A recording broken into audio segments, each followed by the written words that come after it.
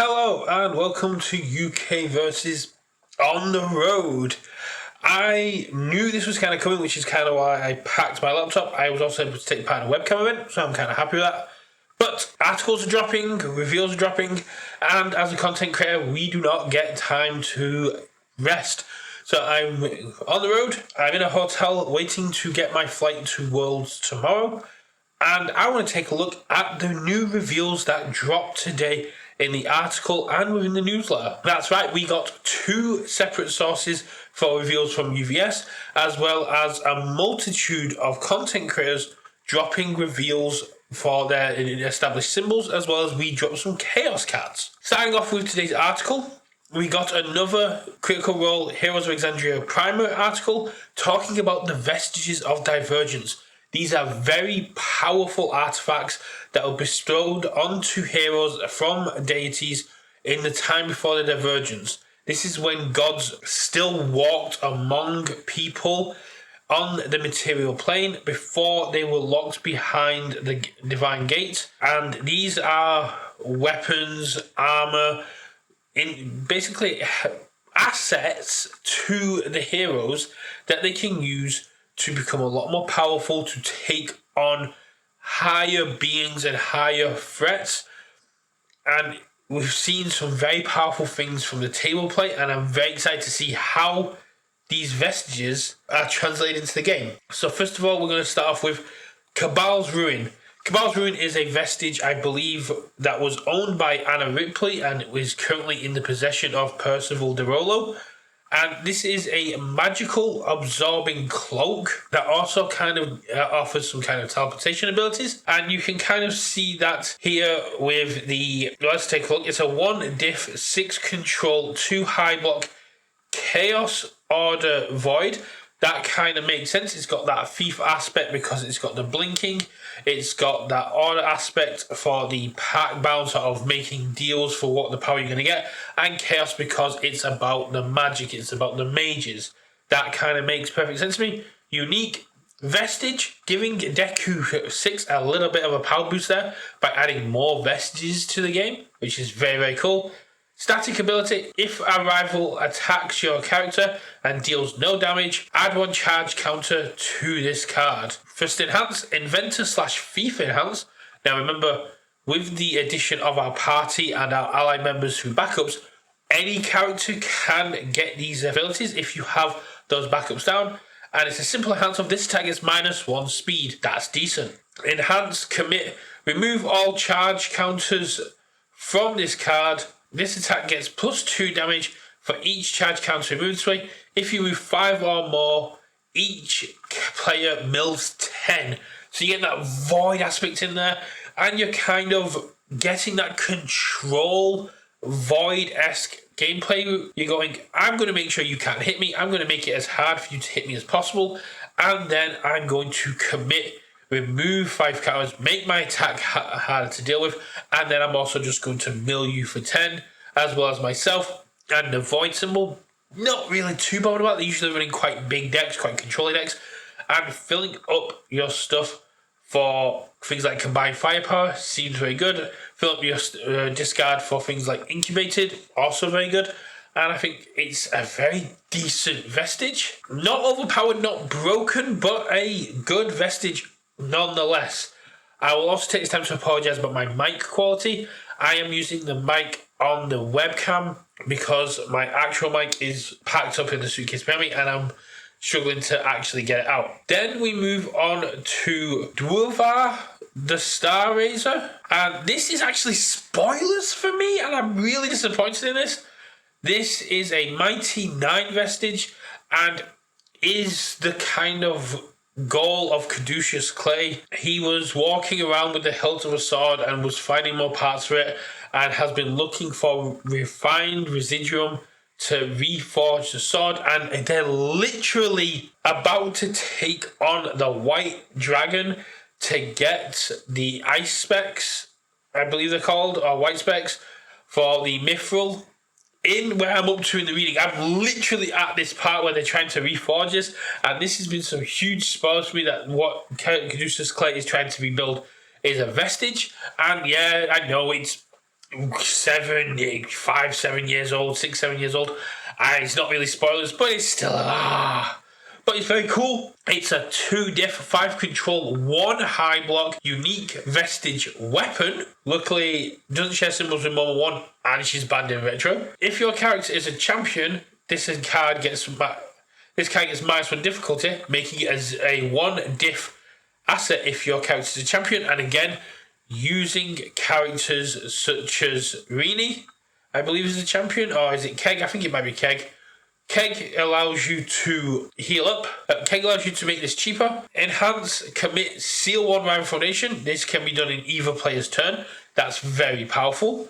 And response, after you take 5 more damage from an attack, your rival must play a non-attack as their next form or pass. They may lose 6 health to cancel this ability. This is nuts. Just take 5, half block a big attack, commit this, and go, play an attack or burn.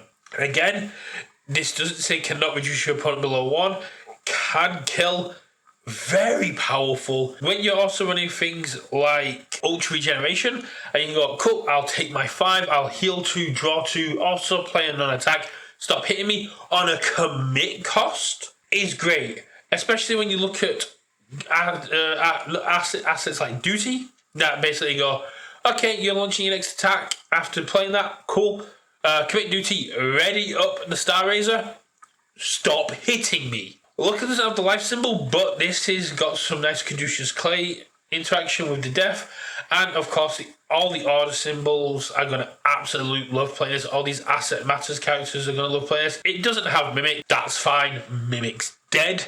But it does have some very interesting interaction with some AOT characters, and I'm very excited to see where this goes. Then we move on to Universus.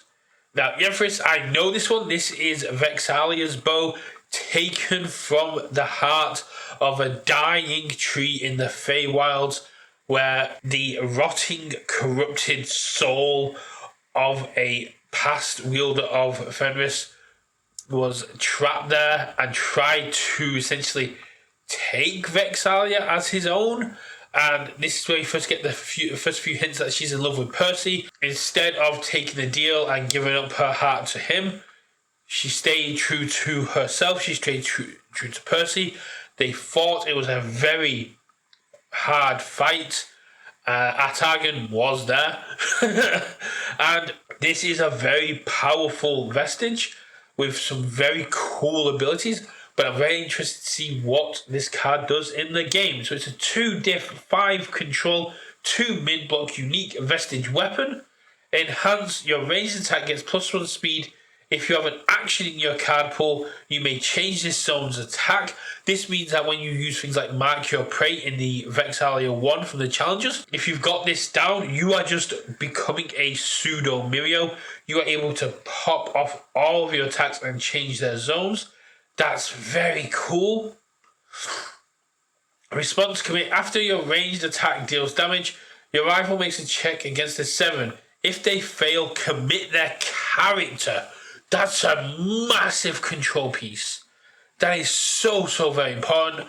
You can basically weigh up your options of this powerful asset of going, do I want to give up +1 speed in changing zones, or do I want to shut down their character? Especially since it's ranged, and we know there's ranged throws, and there's lots of things that can kind of guarantee that damage is getting through. On the air, death, and life symbols, this is great. I am so very excited to see where this goes. But that is Fenthras, a very powerful bow, and a great use of Vexalia's favourite asset. Now we move on to the one I was the most interested in seeing how they were going to adapt. The Plate of the Dawnmartyr. This is the vestige. This is the vestige they had to travel to hell to get their hands on. This is the vestige used to take down Fardak of the Chroma Conclave. It absorbed fire and shot it back out additional damage. And I was so intrigued as to how UVS are going to take this damage absorption ability and have it reflect out, or basically say, how are they going to do this? because it's a very high risk, high reward vestige in Critical Role. So let's take a look. 2 diff, 2 mid block, 5 control, breaker 2 unique vestige. With while this card is ready in your stage, your health cannot be reduced below 1 by rival effects. Instantly love that. That is so very cool. Caleb can't kill you. All these burn effects can't kill you anymore. You can only die to damage or asset control. Enhance. Your rival's attack gets -1 damage, so immediately also going, it's harder for you to hit me. If you compare Mount Lady 3, who's already given minus damage, or you can put this in a Grog deck, where your unblocked attacks are already getting -2, this means it's getting -3. This is very good DR for a lot of symbols that already have very decent DR. DR being, of course, damage reduction. Response commit. After an attack deals damage to your character, if you have 5 or less health, the attacking player loses 5 health. They may discard 1 card to cancel this effect. That's huge. So because you're reducing the damage down, you can basically just go, I take 1, cool, take 5. Discard a card to stop it. If you can DR, if you can play this very close to the chest, very high risk, high reward, you can try and either get a card out of your opponent's hand or burn them for 5, and that can be very huge, especially since this says it can kill. Now, luckily it's not a terrain, so both players can have 1 out, but the fact that this can kill is very good adaptation of the asset. Now let's move on to Calif's Vestige of Divergence here, the Spire of Conflux. A unique vestige weapon. It's a 2 diff, 5 control, 2 low block. With while this card is ready in your stage, your spell attacks get +1 damage. If your character is a mage or warden, your rival effects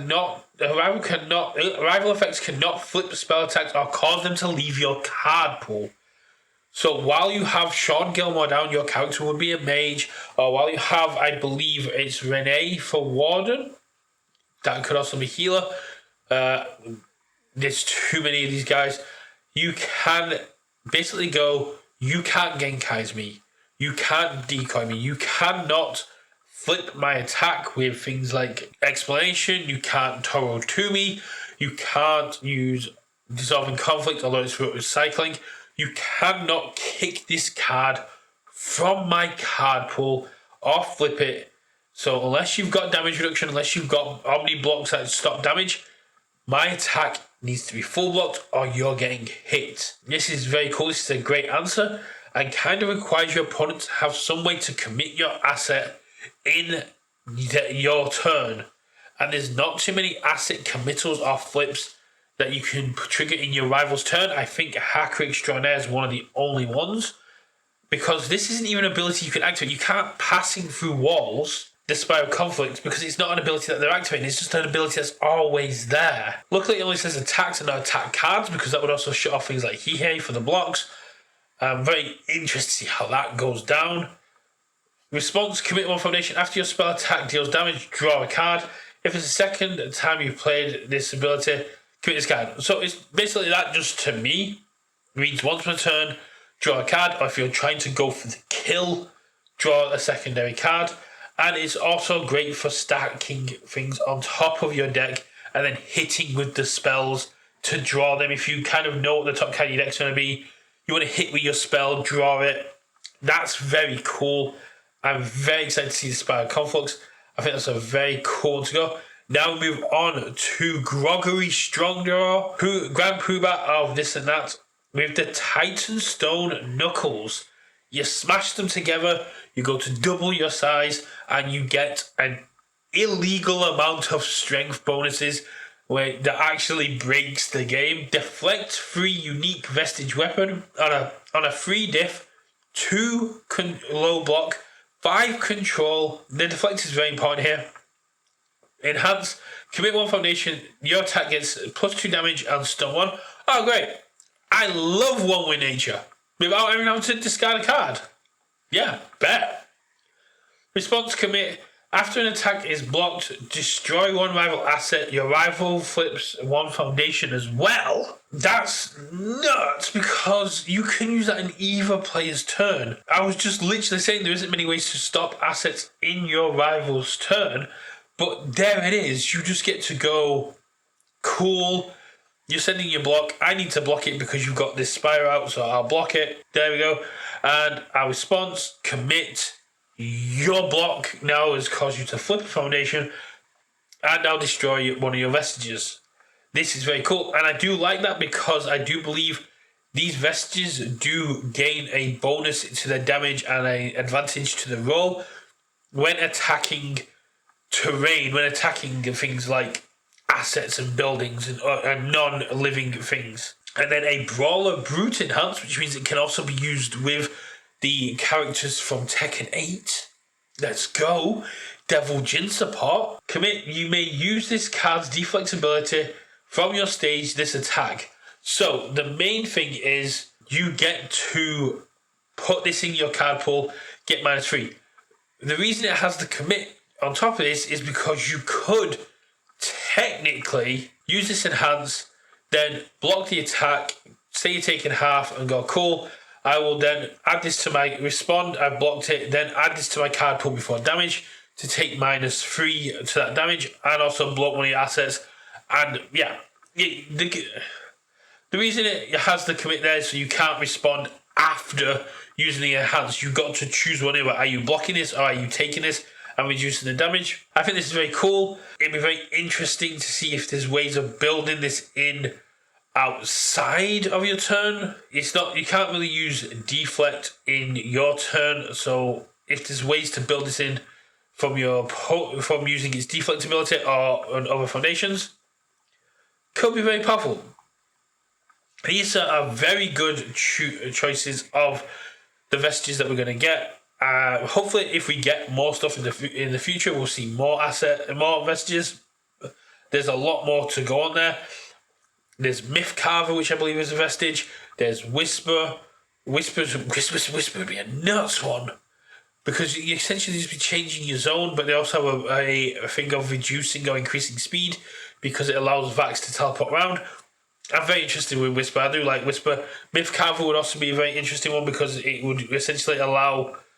It would be another counter card because it would be a entertainer counter that would charge up and then just basically unleash a unstoppable attack. But that wasn't all we got. We got a cheeky little SR in the newsletter with the Mighty Blitz. A 4 diff, 1 mid block, 3 control, 5 mid for free with powerful 4 charge, fury spell, weapon on fire, life, order, water. Very, very cool. And with 2 very powerful blitzes. 1, add any attack from your discard pile to your card pool. On fire, this means you can use things like unyielding heat. On the infinity symbol, you get Titan armbar. You can use on fire. You can also bring in things like Blue Flame Torment to make sure this hits. You can use a lot of card pool abilities, especially since we see more attacks with card pool abilities and card pool responses. And the second in Blitz, if you have a high attack in your card pool, this attack gets +3 damage. If you have a low attack in your card pool, your rival spends 2 momentum. This means that you can just go, what do I need to deal with? I'm up against the Godzilla. They've got 4 momentum. Cool. Mighty Blitz. Add a low attack in and then bang. Let's get rid of those 2 momentum. Cool. I'm playing Isaac Phaelus. I will give this Echo. I will then play it again on a 5. And I will then add a high attack in. And I'll go boom. Well, I would do if... Oh no, he does share symbols. He has water. Let's go. So we've got the water there. And it's a spell so we can gain Echo from Isaac Phaelus. And you just get to pop off with both abilities, ruining your opponent's momentum chances. And I think this is very, very cool. I love seeing 4 diffs that are very powerful like this. And because it's got that 3 damage, it allows it to become a little bit more powerful. If you're already ahead on momentum, you've got that powerful 4. And this is a very powerful feeling SR. I am very excited to see where this goes. and I'm very excited to see what the rest of the SRs are, because now we've seen 3. If we stick to the usual 6, we've got 3 more to go, and if we've seen a mighty blitz, who knows? We might have a Vox Machina style, but how would you kind of put that again? I don't know. What kind of attack would Vox Machina have? They've done some stuff. Ideally, it'd be the call to action, but they kind of can't put it in there because it would be Vox Machina fuck shit up. So it would probably be Vox Machina mess things up, or Vox Machina get fired up. Who knows? Personally, I want it to be a Caliph Goldfish card, but that's just me. Let me know, what do you think of the Vestiges? What do you think of the Vestiges of Divergence? Are you excited to see what these are going to do in the meta and how powerful these actually are? These are assets that will see play and are going to kind of shape the meta. I am very excited to see how these go down.